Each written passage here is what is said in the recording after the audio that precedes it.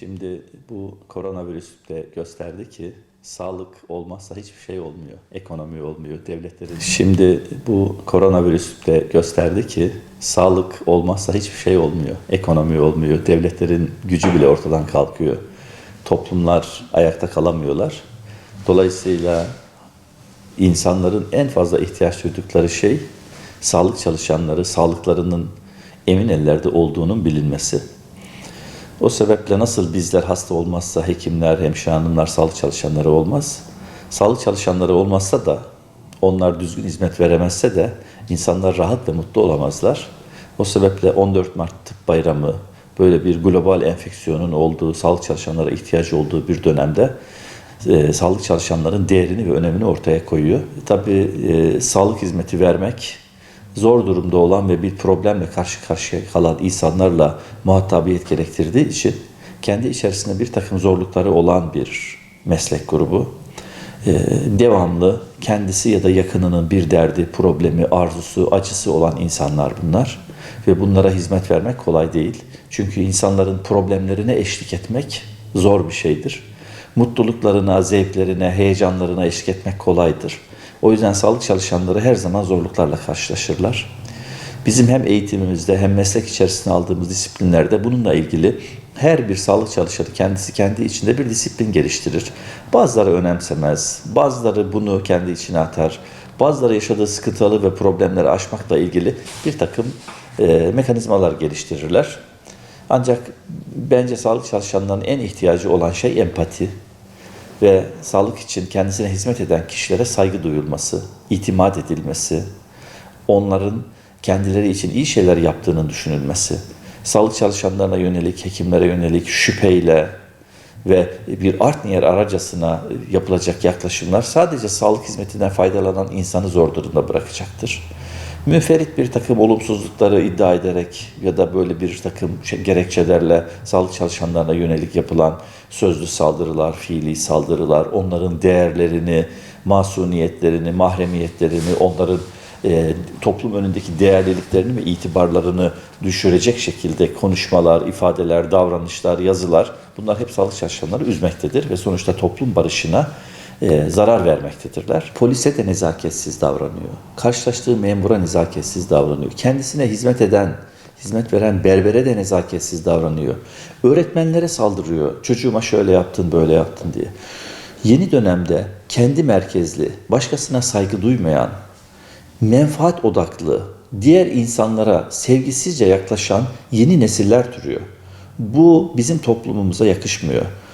Ahlaklı, başkalarına saygılı, edepli, çevreye, hayvana, insana hep değer veren nesiller yetiştirmemiz lazım. Artık insanlık, dinler, diller, coğrafyalar ötesi kendisi gibi olmayan sığınmacıya, göçmene yönelik bu tip ifadeleri ırkçılık, şiddet olarak ifadelendiriyor. Bizim ülkemizde de başka bir coğrafyadan herhangi bir şekilde gelmiş insanlara yönelik yapılan bu ırkçı, onları ötekileyen, değersizleştiren ifadeler, davranışlar insanlık açısından utanılacak şeyler.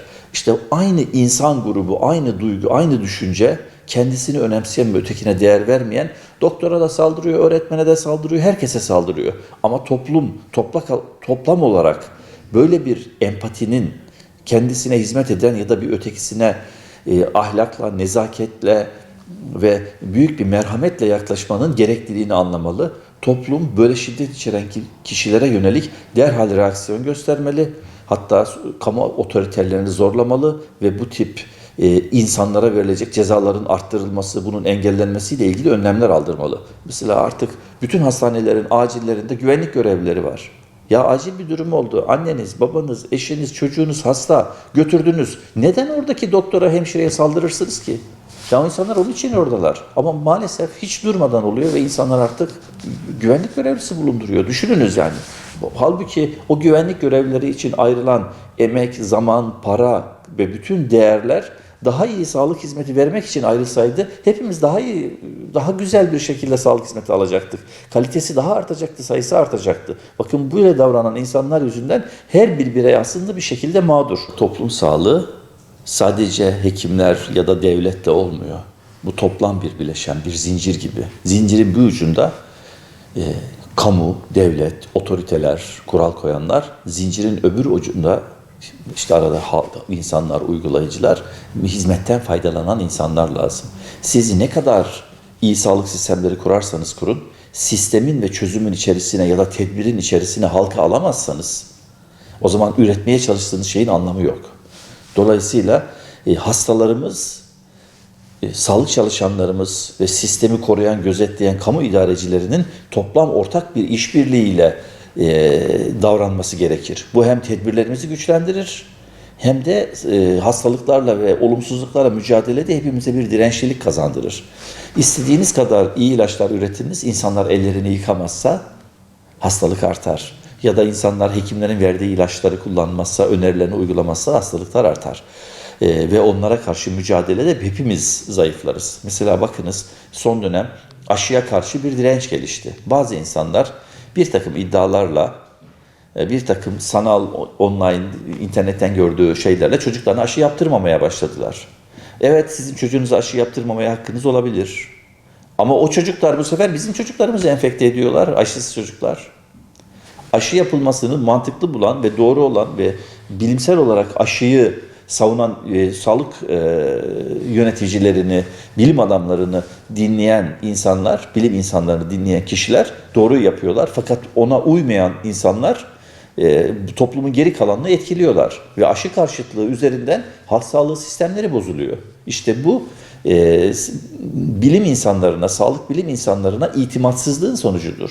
Halbuki karşılıklı itimat ve empati oluşturulabilirse, güven tesis edilebilirse, o zaman aşıyla engellenebilir hastalıklar açısından da başarılı oluruz. Yeryüzü Doktorları Derneği, dünyanın değişik coğrafyalarında faaliyet gösteren, sağlık alanına odaklanmış bir insani yardım derneği.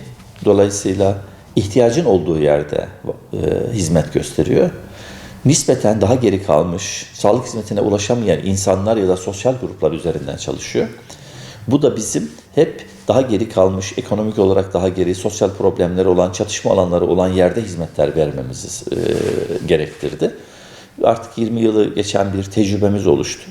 Böyle bir tecrübenin ışığında da orada görülen özellikle halk sağlığıyla ilişkili temiz suya erişim, sağlıklı beslenme, özellikle riskli gruplar, anneler, bebekler ve lohusalık, gebeler, çok küçük çocuklar, beslenme yetersizliğine bağlı olumsuzluklar ve o dönemde oluşmuş enfeksiyonlar ve hastalıklarla mücadele edememe, çok basit şekilde bir takım coğrafi ve sosyal şartlardan dolayı oluşan, çok basit şekilde çözülebilecek katarak ve görme problemi gibi rahatsızlıklarla ilgili geniş bir tecrübemiz var.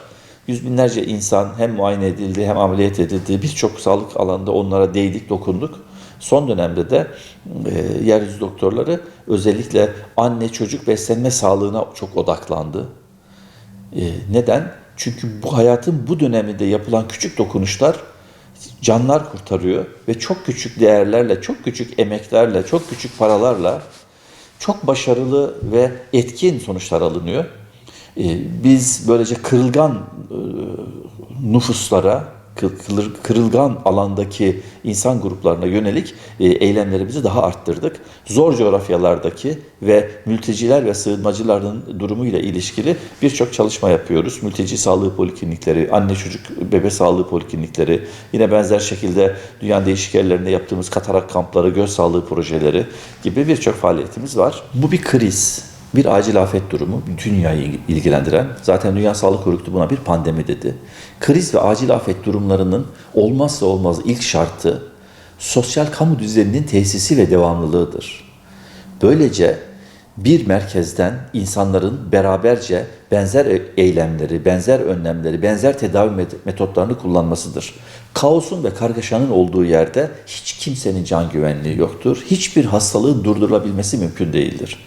O yüzden bize düşen, bizim ülkemizde başarılı bir sağlık idaresi ve başarılı bir kriz yönetimi var. Kriz yönetimini yapan kamu otoritelerinin, Sağlık Bakanlığı'nın sözlerinin dinlenilmesi, onların bulunduğu önerilerin uygulanmasıdır. Sivil toplum kuruluşları da, bireyler de, kamunun bütün kurumları da bir anlamda ortak davranışlar sergilerse biz bu krizi çok kolaylıkla atarız. Çok kolaylıkla aşarız ve dikkat ediniz, Türkiye iyi bir kriz yönetimi sergiliyor. Önlem almakta, tedbir almakta gecikmiyor. Hatta aldığı önlemlerde kendi halkımızı ikna ediyor. Koronavirüs için ise bizim tek önerimiz var yeryüzü doktorları olarak. Çünkü bilimsel olarak gerekenlerin yapıldığını görüyoruz. İnsanlar kamu otoritelerine, bilim insanlarına itimat etsinler ve Sağlık Bakanlığı'nın ifade ettiği tedbirleri uygulasınlar. Bu yeterli.